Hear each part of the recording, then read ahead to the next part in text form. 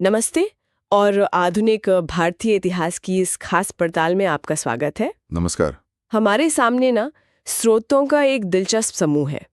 ये मुख्य रूप से महत्वपूर्ण तिथियों की एक लंबी सी लिस्ट है। ऐसा लगता है जैसे किसी ने परीक्षा की तैयारी के लिए या इतिहास की बड़ी घटनाओं को समझने के लिए नोट्स तैयार किए हों। हाँ बिल्कुल, ये देखने में तो बस तारीखें लगती हैं, पर ये करीब क्या कहते हैं 450 साल का इतिहास समेटे हुए हैं। 1498 से शुरू होकर 1971 तक जाती है लिस्ट। तो आज हमारा काम यही है कि इन बिखरी हुई सी दिखने वाली तारीखों के धागों को सुलझाएं और कोशिश करें कि एक पूरी तस्वीर बन पाए। ये देखें कि ये घटनाएं कैसे जुड़ी हैं एक दूसरे से और कैसे इन्होंने भारत के इतिहास को ये शक्ल दी है। बिल्कुल, क्योंकि सिर्फ तारीखें रटना काफी नहीं है। अहम बात यह है कि ये मिलकर कहानी क्या कहती हैं। जैसे ये लिस्ट शुरू होती है यूरोपियन कंपनियों के आने से। 1498 वास्को डी गामा, फिर 1600 में ब्रिटिश ईस्ट इंडिया कंपनी। हाँ, और फिर ये हमें ब्रिटिश विस्तार के दौर में ले जाती है। 1757 प्लासी, 1761 पानीपत, 1764 बक्सर, ये सब निर्णायक लड़ाइयां थीं। और फिर कहानी आगे बढ़ती है 1857 के विद्रोह तक, है ना। फिर 1885 में कांग्रेस का बनना, राष्ट्रवाद का एक संगठित रूप, और फिर वो स्वतंत्रता संग्राम के अलग अलग पड़ाव, जैसे 1905 का बंगाल विभाजन, 1919 रॉलेट एक्ट, जलियांवाला बाग, फिर 1920 असहयोग आंदोलन, 1930 सविनय अवज्ञा, 1942 भारत छोड़ो, और अंत में 1947 आज़ादी। और हाँ, विभाजन भी। और इसमें आज़ादी के फौरन बाद की भी कुछ अहम तारीखें हैं, जैसे 1948 गांधी जी की हत्या, 1950 संविधान लागू होना। हाँ, और वो युद्धों का भी जिक्र है, 1962, 65, 71। सही। ठीक है, तो चलिए इस टाइमलाइन के सफर पर निकलते हैं। ये लिस्ट तो बहुत लंबी है, तो हम कोशिश करेंगे कि कुछ खास मोड़ और जो पैटर्न दिख रहे हैं उन पर ज्यादा ध्यान दें। शुरुआत करते हैं यूरोपीय कंपनियों के आगमन से। सूची में 1498 वास्को डी गामा है, फिर 1500 के दशक में पुर्तगाली, 1600 British east India company, 1602 Dutch वाली, फिर 1608, 1611, 1613 में सूरत और मसूलीपट्टनम में अंग्रेजी फैक्ट्रियां, और 1664 में फ्रांसीसी। तो ये शुरुआत है। हाँ, और एक गौर करने वाली बात यह है कि ये सब की सब शुरू में तो व्यापारिक कंपनियां थीं। हाँ, ट्रेड के लिए आई थी, बिल्कुल, मुनाफे के लिए। जैसे 1615 में जहांगीर ने अंग्रेजों को सूरत में फैक्ट्री चलाने का फरमान दिया। वो इसी व्यापारिक शुरुआत का सबूत है। लेकिन हुआ ये कि जैसे जैसे मुगल साम्राज्य कमजोर हुआ, अच्छा, इन कंपनियों की राजनीतिक इच्छाएं बढ़ने लगी। फिर शुरू हुई होड़ व्यापार के साथ साथ इलाकों पर कब्जे की, खासकर अंग्रेजों और फ्रांसीसियों के बीच। मद्रास 1639, हुगली 1651, बॉम्बे 1661-1668, पांडिचेरी 1674। ये सब जो बस्तियां और किले बने ना, ये सिर्फ व्यापार के अड्डे नहीं थे, ये इनके बढ़ते हुए राजनीतिक असर के निशान भी थे। ये दिलचस्प है कि कैसे कंपनी जो व्यापार करने नहीं थी, वो धीरे धीरे शासक बनने की तरफ बढ़ गई। और फिर आता है ब्रिटिश सत्ता के निर्णायक उभार का दौर, लगभग 1750 से 1857 तक। यहाँ कहानी तेजी से बदलती है। हाँ, बहुत तेजी से। लिस्ट में कर्नाटिक युद्धों 1748 से 1763 का जिक्र है, अंग्रेजों और फ्रांसीसियों के बीच। लेकिन जो असली गेम चेंजर थे वो शायद थे 1757 पलासी, 1761 पानीपत का तीसरा युद्ध और 1764 बक्सर। सही है, आपने बिल्कुल सही नब्ज पकड़ी।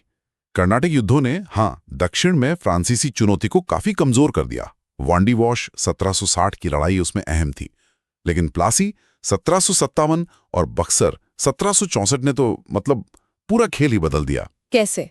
इन जीतों से अंग्रेजों को बंगाल का दीवानी अधिकार मिल गया, टैक्स वसूलने का अधिकार, और बंगाल उस वक्त भारत का सबसे अमीर सूबा था। अच्छा, तो इस पैसे से, इस दौलत से उन्हें वो संसाधन मिले जिससे वो बाकी भारत पर अपना दबदबा बना सकें।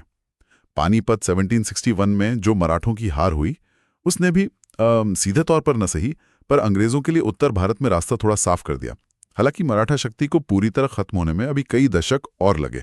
तो ये सिर्फ लड़ाइयां नहीं थीं, इन्होंने अंग्रेजों के लिए भारत में एक मजबूत इकोनॉमिक और पॉलिटिकल बेस तैयार कर दिया। बिल्कुल। लेकिन इस विस्तार के लिए उन्होंने सिर्फ लड़ाई का ही सहारा नहीं लिया। सूची में हमें सहायक संधि का जिक्र मिलता है। 1798 में वेलेस्ली लाए थे, और डलहौजी का वो बदनाम व्यापकत का सिद्धांत, डॉक्ट्रिन ऑफ लैप्स। हाँ, वेबगत सिद्धांत। जिसके तहत 1848 से 56 के बीच कई रियासतों को हड़प लिया गया। लिस्ट में इसके उदाहरण भी हैं। 1803 दिल्ली पर कब्जा, 1843 सिंध का विलय, 1849 पंजाब का विलय। हाँ, ये नीतियां ब्रिटिश विस्तारवाद का बहुत चालाक उदाहरण थीं। सहायक संधि जो थी वो दिखने में तो सुरक्षा का वादा करती थी, पर असल में वो भारतीय शासकों को अपनी सेना खत्म करके कंपनी की सेना रखने पर मजबूर करती थी, और उसका भारी खर्च भी उन्हीं राज्यों को देना पड़ता था। अरे नतीजा, वो पूरी तरह कंपनी पर निर्भर हो जाते थे, मिलिट्री तौर पर भी, इकोनॉमिक तौर पर भी। और वो व्यपगत का सिद्धांत यानी गोद निषेध नीति, वो तो सीधा सीधा रियासतों को हड़पने का जरिया बन गई। अगर शासक का कोई अपना बेटा मतलब नेचुरल वारिस ना हो। अच्छा। सतारा 1848, जैतपुर, संबलपुर 1849, झांसी 1854 और आखिर में अवध 1856। हालांकि अवध को कुशासन के आरोप में हड़पा था।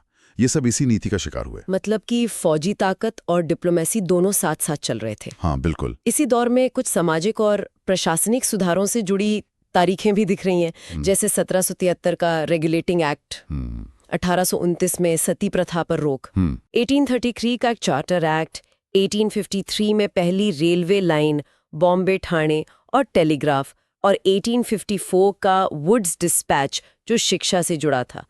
इन सुधारों का क्या मकसद था? क्या ये वाकई सुधार थे? देखिए, इसे थोड़ा बड़ी तस्वीर में देखें तो इन सुधारों के पीछे मिले जुले मकसद थे। रेगुलेटिंग एक्ट 1773 और चार्टर एक्ट 1833 जैसे कदम वो ब्रिटिश सरकार की तरफ से थे, ईस्ट इंडिया कंपनी के कामकाज पर कंट्रोल बढ़ाने के लिए। अच्छा। शासन को ज्यादा व्यवस्थित बनाने की कोशिश। 1833 के एक्ट ने तो कंपनी का चीन के साथ चाय का जो एकाधिकार था उसे भी खत्म कर दिया, उसे मुख्य रूप से एक एडमिनिस्ट्रेटिव बॉडी बना दिया। दूसरी तरफ सती प्रथा का उन्मूलन 1829 या विधवा पुनर्विवाह एक्ट 1856 जैसे कदम, हाँ, इनमें सामाजिक सुधार की भावना दिखती है। हालांकि कुछ हद तक ये अपनी सभ्यता को बेहतर दिखाने की कोशिश भी हो सकती है। अच्छा, मतलब एक तरह का सिविलाइजिंग मिशन। कुछ हद तक, हाँ। और रेलवे और टेलीग्राफ, इन्होंने बेशक प्रशासन, सेना की मूवमेंट और व्यापार को आसान बनाया, इसमें कोई शक नहीं। लेकिन साथ ही इन्होंने भारत के आर्थिक शोषण को भी ज्यादा एफिकेस मतलब कारगर बना दिया।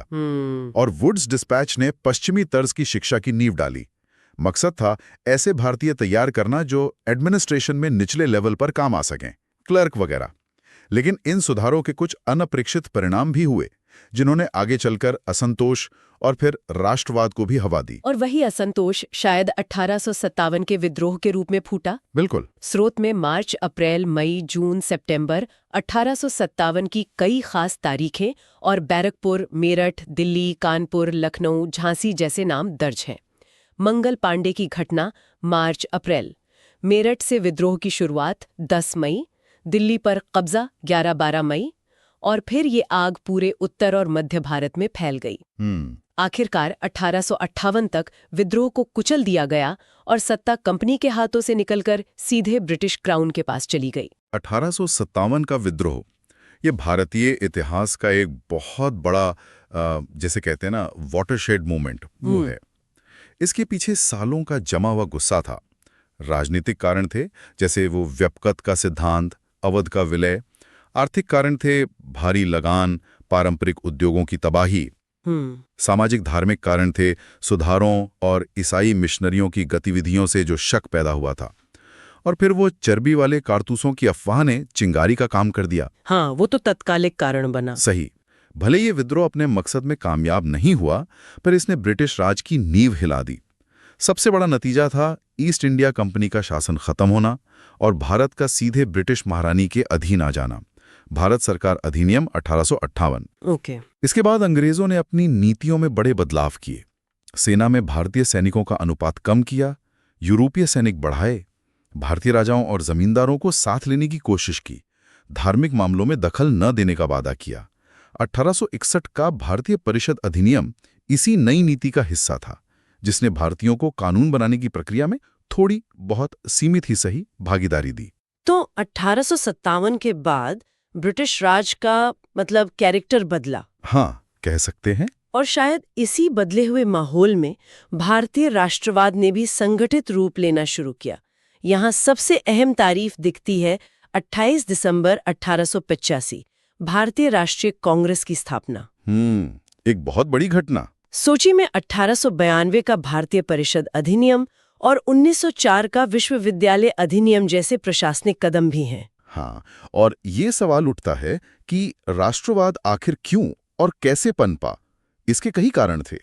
अंग्रेजी राज ने पहली बार भारत को प्रशासनिक रूप से एक किया था। हाँ, ये तो है। पश्चिमी शिक्षा ने उदारवादी और राष्ट्रवादी विचार फैलाए। प्रेस और साहित्य ने लोगों को जगाया। सामाजिक धार्मिक सुधार आंदोलनों ने एक तरह का आत्मविश्वास बढ़ाया। और अंग्रेजों की आर्थिक नीतियां, उनका नस्लीय भेदभाव, उसके खिलाफ गुस्सा तो बढ़ ही रहा था। कांग्रेस ने इन सब भावनाओं को एक राष्ट्रीय मंच दिया। हालांकि शुरुआती दौर में कांग्रेस का रवैया नरम था, मॉडरेट जिसे कहते हैं। मतलब वो याचिकाएं वगैरह देते थे। हाँ, याचिकाएं, ज्ञापन, प्रशासन में सुधार और भारतीयों के लिए ज्यादा अधिकारों की मांग, बस यही। लेकिन 20वीं सदी की शुरुआत होते होते ये रवैया बदलने लगा। यहाँ कुछ बहुत महत्वपूर्ण तारीखें आती हैं जो राष्ट्रीय आंदोलन में क्या कहते हैं गर्मी लाती हैं। बिल्कुल। 1905 में लॉर्ड कर्जन द्वारा बंगाल का विभाजन, हाँ, जिसके विरोध में जोरदार स्वदेशी आंदोलन शुरू हुआ। स्वदेशी यानी अपने देश की चीजें इस्तेमाल करना, और विदेशी माल का बहिष्कार। ये सिर्फ इकोनॉमिक नहीं, पॉलिटिकल हथियार भी था। सही कहा। फिर 1906 में ढाका में मुस्लिम लीग का गठन। 1907 में कांग्रेस के सूरत अधिवेशन में नरम दल और गरम दल वो टूट गए। हाँ, सूरत स्प्लिट। 1909 में मॉडले मिंटो सुधार आए, जिन्होंने पहली बार मुसलमानों के लिए अलग निर्वाचन मंडल की व्यवस्था की। एक बहुत विवादास्पद कदम। और फिर 1911 के दिल्ली दरबार में बंगाल विभाजन रद्द हुआ और राजधानी कलकत्ता से दिल्ली ले जाने का ऐलान हुआ। हाँ, ये सारी घटनाएं एक के बाद एक राष्ट्रीय आंदोलन को नया मोड़ दे रही थीं। बंगाल विभाजन ने तो राष्ट्रवाद की आग को भड़का दिया और स्वदेशी बहिष्कार जैसे संघर्ष के नए तरीके सिखाए। हाँ, इसने तिलक, लाला लाजपत राय, बिपिन चंद्र पाल जैसे जो गरमपंथी नेता थे, उन्हें ज्यादा लोकप्रिय बनाया। दूसरी तरफ मुस्लिम लीग का बनना और फिर मॉडले मिंटो सुधारों के जरिए अलग निर्वाचन मंडल की शुरुआत, इसने भारतीय राजनीति में वो सांप्रदायिक विभाजन के बीज बो दिए जिसका असर आगे चलकर बहुत खतरनाक हुआ।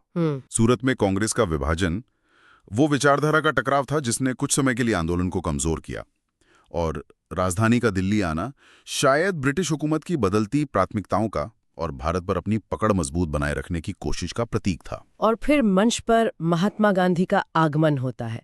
9 जनवरी 1915 को वो दक्षिण अफ्रीका से भारत लौटे। हाँ, एक नया युग शुरू हुआ। सूची में उनकी शुरुआती सत्याग्रहों का जिक्र है। चंपारण 1917 नील किसानों के लिए, अहमदाबाद 1918 मिल मजदूरों के लिए, और खेड़ा 1918 किसानों के लगान के खिलाफ। लेकिन 1919 वो एक तूफानी साल लगता है। पहले आया रॉलेट एक्ट, काला कानून। हाँ, बिना अपील, बिना दलील, बिना वकील का कानून। और फिर 13 अप्रैल 1919 को अमृतसर में जलियांवाला बाग का वो भयानक नरसंहार। गांधी जी के आने से ना स्वतंत्रता संग्राम का चरित्र ही बदल गया। उन्होंने सत्याग्रह यानी सत्य के लिए आग्रह, बिना हिंसा के अन्याय का विरोध और अहिंसा को अपना हथियार बनाया। और पहली बार आम जनता को, किसानों, मजदूरों को बड़े पैमाने पर आंदोलन से जोड़ा। चंपारण, अहमदाबाद और खेड़ा उनके तरीकों की शुरुआती, आप कह सकते हैं, प्रयोगशालाएं थीं जहां उन्हें सफलता मिली। अच्छा। रॉलेट एक्ट तो जैसे प्रथम विश्व युद्ध में भारत के सहयोग के बदले मिला एक अपमानजनक तोहफा था। किसी को भी सिर्फ शक पर गिरफ्तार करने का अधिकार। इसके खिलाफ पूरे देश में विरोध हुआ। और जलियांवाला बाग में निहत्थे लोगों पर जनरल डायर के आदेश पर जो गोलीबारी हुई, उसने ब्रिटिश राज के क्रूर चेहरे को पूरी तरह बेनकाब कर दिया। इस घटना ने पूरे देश को झकझोर दिया और गांधी जी को असहयोग आंदोलन 1920-22 शुरू करने के लिए प्रेरित किया। असहयोग आंदोलन 1 अगस्त 1920 से शुरू। ये पहला देशव्यापी जन आंदोलन था, है ना, जिसमें लाखों लोगों ने हिस्सा लिया, सरकारी नौकरियों, स्कूलों, अदालतों का बहिष्कार किया। हाँ, बड़े पैमाने पर। लेकिन 5 फरवरी 1922 को गोरखपुर के पास चौरी चौरा में भीड़ ने पुलिस थाने में आग लगा दी। उसमें कई पुलिस वाले मारे गए। इस हिंसा से दुखी होकर गांधी जी ने 11 फरवरी 1922 को आंदोलन वापस ले लिया। इसके बाद क्या हुआ? क्या आंदोलन एकदम ठंडा पड़ गया? नहीं, ठंडा तो नहीं पड़ा। हाँ, आंदोलन वापस लेने से कुछ निराशा जरूर फैली, खासकर नौजवानों में। लेकिन संघर्ष रुका नहीं, बस तरीके बदले। कैसे? एक तरफ चित्तरंजन दास और मोतीलाल नेहरू जैसे नेताओं ने स्वराज पार्टी बनाई 1923। उन्होंने सोचा कि परिषदों के अंदर जाकर वहां से लड़ा जाए। अच्छा, सिस्टम के अंदर से। हाँ। दूसरी तरफ क्रांतिकारी गतिविधियां फिर से तेज हो गई, जैसे काकोरी ट्रेन डकैती 1925, सॉन्डर्स की हत्या 1928, भगत सिंह और बटुकेश्वर दत्त का सेंट्रल असेंबली में बम फेंकना 8 अप्रैल 1929। हाँ, वो सब घटनाएं। भगत सिंह, सुखदेव और राजगुरु को फांसी 23 मार्च 1931 ने तो पूरे देश में गुस्सा भर दिया। इसी बीच 1928 में साइमन कमीशन आया। उसका जोरदार विरोध हुआ क्योंकि उसमें कोई भारतीय सदस्य नहीं था। साइमन गो बैक के नारे लगे। हाँ, वो तो बहुत मशहूर है। और जवाब में भारतीयों ने नेहरू रिपोर्ट 1928 के जरिए अपना संविधान बनाने की कोशिश की। तो आंदोलन मतलब अलग-अलग धाराओं में बट गया था या चल रहा था? हाँ, कई धाराएं थीं। फिर दिसंबर 1929 में लाहौर में कांग्रेस का अधिवेशन हुआ। जवाहरलाल नेहरू अध्यक्ष थे और वहां पूर्ण स्वराज यानी पूरी आजादी का प्रस्ताव पास हुआ। एक ऐतिहासिक मोड़ था वो। और 26 जनवरी 1930 को पहला स्वतंत्रता दिवस मनाया गया। इसके बाद गांधी जी ने फिर एक बड़ा आंदोलन छेड़ा, सविनय अवज्ञा आंदोलन, जिसकी शुरुआत वो प्रसिद्ध दांडी मार्च से हुई 12 मार्च 6 अप्रैल 1930। नमक कानून तोड़ा। बिल्कुल। पूर्ण स्वराज की मांग ने लक्ष्य बदल दिया। अब सिर्फ डोमिनियन स्टेटस नहीं, पूरी आजादी चाहिए थी। और दांडी मार्च ने फिर से पूरे देश को आंदोलित कर दिया।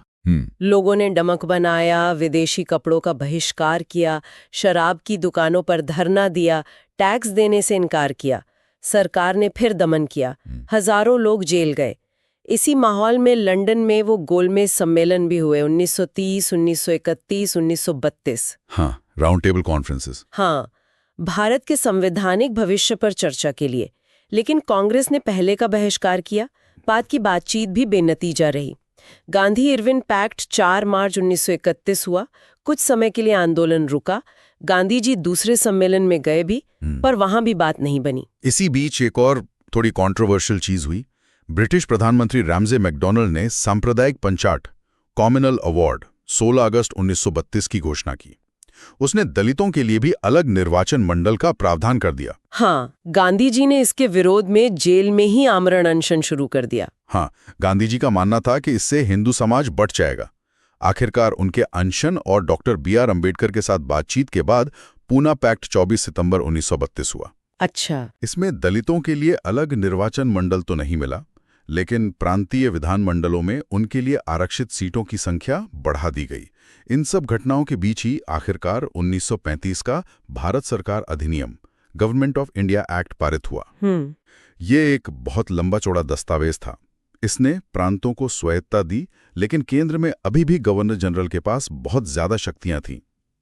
इसी एक्ट के तहत 1937 में चुनाव हुए और कई प्रांतों में कांग्रेस की सरकारें बनी। फिर दुनिया पर दूसरे विश्व युद्ध 1 सितंबर 1939 से शुरू के बादल छा गए। हाँ, भारत को बिना पूछे युद्ध में शामिल कर दिया गया। इसके विरोध में कांग्रेस मंत्रिमंडलों ने अक्टूबर-नवंबर 1939 में इस्तीफा दे दिया, जिसे मुस्लिम लीग ने 22 दिसंबर 1939 को मुक्ति दिवस के रूप में मनाया। उधर मुस्लिम लीग ने मार्च 1940 में लाहौर प्रस्ताव पास किया, जिसमें मुसलमानों के लिए अलग राज्य की मांग की गई। हाँ, जिसे बाद में पाकिस्तान प्रस्ताव कहा गया। हाँ, ये बहुत अहम था। फिर स्टैफर्ड क्रिप्स की अगुवाई में क्रिप्स मिशन मार्च 1942 भेजा, लेकिन दोनों ही फेल हो गए। सही है। इसे अगर बड़े संदर्भ में देखें ना, तो दूसरा विश्व युद्ध भारतीय स्वतंत्रता के लिए एक तरह से उत्प्रेरक मतलब कैटलिस्ट साबित हुआ। अच्छा, कैसे? इसमें ब्रिटिश साम्राज्य को आर्थिक और सैन्य रूप से बहुत कमजोर कर दिया, और युद्ध के दौरान जो दुनिया भर में माहौल बदला, उसमें भारत को ज्यादा समय तक गुलाम रखना मुश्किल होता जा रहा था। क्रिप्स मिशन जब फेल हुआ, उसके बाद गांधी जी ने अंग्रेजों को भारत छोड़ने की सीधी चुनौती दी। हाँ, भारत छोड़ो आंदोलन। 8 अगस्त 1942 को बॉम्बे के ग्वालियर टैंक मैदान से उन्होंने करो या मरो का नारा दिया, और भारत छोड़ो आंदोलन क्विट इंडिया स्रोत में भी है शुरू हुआ। ये एक जबरदस्त जन विद्रोह था। लीडरशिप तो जेल में थी, पर लोगों ने अपने तरीके से संघर्ष किया। सरकार ने बहुत क्रूरता से आंदोलन को दबाया, लेकिन इसने ब्रिटिश राज की जड़ें वाकई हिला दी। अरे हाँ, और इसी दौरान एक और महत्वपूर्ण चीज चल रही थी। सुभाष चंद्र बोस, वो पहले कांग्रेस अध्यक्ष रह चुके थे। वो जर्मनी और फिर जापान पहुंचे। हाँ, उनका रास्ता अलग था। उन्होंने सिंगापुर में आज़ाद हिंद फौज, इंडियन नेशनल आर्मी (INA) की कमान संभाली अक्टूबर 1943 और वहीं आज़ाद हिंद सरकार 21 अक्टूबर 1943 बनाई। दिल्ली चलो का नारा दिया और जापानी सेना के साथ मिलकर भारत की पूर्वी सीमा पर अंग्रेजों के खिलाफ लड़ाई भी लड़ी। सुभाष बोस और आज़ाद हिंद फौज, ये भारतीय स्वतंत्रता संग्राम का एक बहुत रोमांचक और अहम अध्याय है। भले ही उन्हें सैन्य सफलता नहीं मिली, लेकिन उनके साहस और देशभक्ति ने भारत में लोगों पर बहुत गहरा असर डाला। युद्ध के बाद जब INA के अधिकारियों पर दिल्ली के लाल किले में मुकदमा चलाना, हाँ, वो INA ट्रायल्स, तो पूरे देश में उनके समर्थन में एक लहर दौड़ गई थी। युद्ध 1945 में खत्म हुआ। ब्रिटेन में लेबर पार्टी की सरकार बनी जो भारत को आज़ादी देने के पक्ष में थी। अब सत्ता ट्रांसफर की प्रक्रिया तेज हुई। हाँ, अब अंत नजदीक था। वेवल योजना और शिमला सम्मेलन जून-जुलाई 1945 असफल रहे। फिर 1946 में कैबिनेट मिशन भारत आया, मार्च-मई। उसने एक ढीले ढाले संघ का प्रस्ताव रखा, जिसे कांग्रेस और लीग दोनों ने शुरू में मान लिया, पर बाद में मतभेद हो गए। इसी बीच संविधान सभा के चुनाव हुए। जब कांग्रेस ने अंतरिम सरकार बनाने का फैसला किया, तो मुस्लिम लीग ने इसका विरोध किया और 16 अगस्त 1946 को प्रत्यक्ष कार्रवाई दिवस, डायरेक्ट एक्शन डे का आह्वान किया। उसके बाद तो कलकत्ता और देश के कई हिस्सों में भयानक सांप्रदायिक दंगे भड़क उठे। ये दंगे, ये विभाजन की त्रासदी की आहट थे। माहौल बहुत ज्यादा तनावपूर्ण हो गया था। सितंबर 1946 में जवाहरलाल नेहरू के नेतृत्व में अंतरिम सरकार बनी। बाद में लीग भी शामिल हुई उसमें, लेकिन साथ काम करना बहुत मुश्किल साबित हुआ। आखिरकार फरवरी 1947 में ब्रिटिश प्रधानमंत्री एटली ने जून 1948 तक भारत छोड़ने की घोषणा कर दी और लॉर्ड माउंटबेटन को वायसराय बनाकर भेजा। माउंटबेटन ने जल्द ही समझ लिया कि भारत को एकजुट रखना अब मुमकिन नहीं है और उन्होंने 3 जून 1947 को विभाजन की योजना पेश की, माउंटबेटन योजना। इसे कांग्रेस और लीग दोनों ने स्वीकार कर लिया। भारतीय स्वतंत्रता अधिनियम जुलाई 1947 में पास हुआ और 14 अगस्त को पाकिस्तान और 15 अगस्त 1947 को भारत 2 स्वतंत्र राष्ट्र बन गए। आखिरकार वो दिन आ गया, सदियों की गुलामी के बाद आज़ादी। लेकिन ये आज़ादी अपने साथ विभाजन का दर्द और हिंसा भी लेकर आई। हाँ, बहुत बड़ी कीमत चुकानी पड़ी। सूची की कहानी यहाँ थोड़ी आगे भी बढ़ती है। 30 जनवरी 1948 नाथूराम गोडसे ने महात्मा गांधी की हत्या कर दी। एक राष्ट्रीय त्रासदी। 26 जनवरी 1950 को भारत का संविधान लागू हुआ और भारत एक संप्रभु लोकतांत्रिक गणराज्य बना। फिर 1962 में चीन के साथ, 1965 और 1971 में पाकिस्तान के साथ युद्धों का जिक्र है। हाँ, ये बाद की तारीखें दिखाती हैं कि आज़ादी मंजिल नहीं थी, बल्कि एक नए सफ़र की शुरुआत थी, अपनी चुनौतियों के साथ। गांधी जी की हत्या ने नफरत और कट्टरता के खतरों को दिखाया। संविधान का लागू होना एक बहुत बड़ी उपलब्धि थी, जिसने आधुनिक भारत की नींव रखी, और युद्धों ने नए राष्ट्र की सुरक्षा और विदेश नीति की चुनौतियों को सामने लाया। ये सभी घटनाएं स्वतंत्र भारत के शुरुआती दशकों के संघर्ष और निर्माण की कहानी कहती हैं। तो इन तमाम तारीखों के सफ़र से गुजरने के बाद हम क्या समझ सकते हैं? हमने देखा कि कैसे ये घटनाएं एक दूसरे से जुड़ी हैं, कैसे व्यापार से शुरुआत हुई, फिर लड़ाइयों और नीतियों से अंग्रेजी राज फैला, कैसे 1857 ने सब कुछ बदल दिया, कैसे धीरे धीरे राष्ट्रवाद जागा।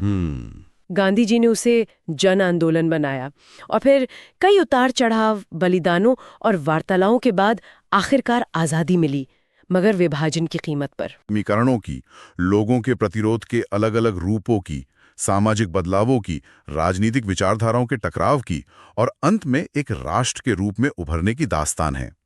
हर तारीख एक मील का पत्थर है जो उस लंबे और जटिल रास्ते की याद दिलाती है जिससे गुजरकर आज का भारत वजूद में आया है। और इन घटनाओं के क्रम को, उनके कारणों और परिणामों को समझना शायद हमें आज के भारत को, उसकी ताकत और कमजोरियों को, उसकी चुनौतियों और संभावनाओं को बेहतर ढंग से समझने में मदद करता है ना? निश्चित रूप से। और ये भी याद रखना जरूरी है कि इतिहास सिर्फ बड़ी घटनाओं और तारीखों का लेखाजोखा नहीं है। ये उन करोड़ों आम लोगों की भी कहानी है जिनके जीवन इन बदलावों से गहरे तौर पर प्रभावित हुए। ये स्रोत हमें तारीखें देता है, पर उन तारीखों से जुड़े मानवीय अनुभव, उनकी आशाएं, निराशाएं, संघर्ष, वो भी उतने ही महत्वपूर्ण हैं, जिन्हें अक्सर इतिहास के हाशिए पर छोड़ दिया जाता है। तो आज की इस पड़ताल के बाद एक सवाल शायद सोचने के लिए छोड़ा जा सकता है कि इन सैकड़ों अहम तारीखों में से कौन सी एक घटना या दौर आपको लगता है जिसने आज के भारत पर सबसे गहरा और स्थायी निशान छोड़ा है? क्या वो 1757 है या 1857 या 1885, 1915 या फिर 1947? ये एक मुश्किल सवाल है, या शायद ये सोचना कि इन घटनाओं के बीच जो एक निरंतरता है, संघर्ष की, बदलाव की, एक बेहतर भविष्य की तलाश की, वो सबसे अहम है। इतिहास सिर्फ अतीत की कहानी नहीं है, वो वर्तमान को समझने और भविष्य को गढ़ने का एक जरिया भी है। बिल्कुल सही कहा। आज के इस विश्लेषण में शामिल होने के लिए बहुत बहुत धन्यवाद। धन्यवाद। उम्मीद है आधुनिक भारत के इतिहास की ये यात्रा हमारे सुनने वालों के लिए रोचक और ज्ञानवर्धक रही होगी। अगली बार फिर मिलेंगे एक नई पड़ताल के साथ।